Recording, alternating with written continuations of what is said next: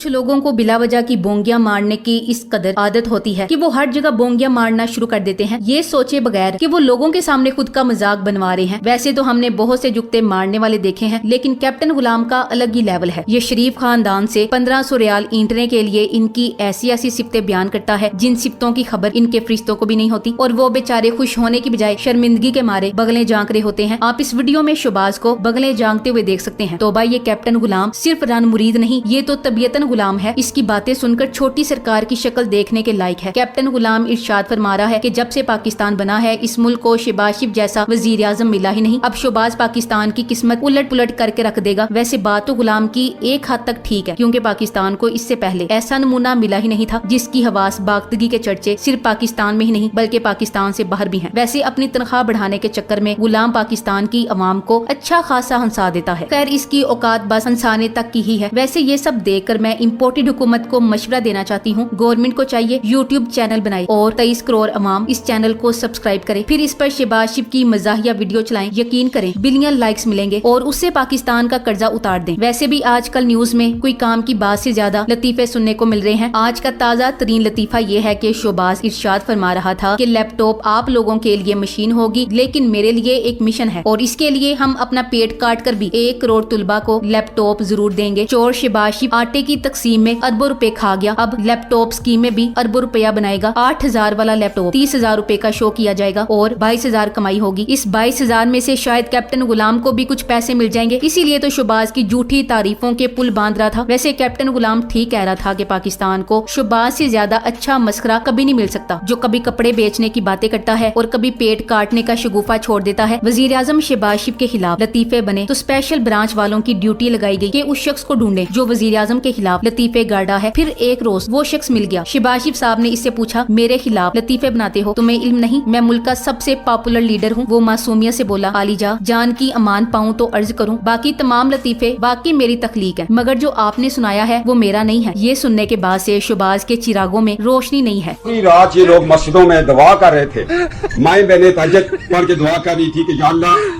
जब से पाकिस्तान बना हमें आजादी तो मिली है, मगर शहबाज शरीफ साहब के आने से हमारे लिए नया पाकिस्तान बनने जा रहा है और अल्लाह की जात ने वो।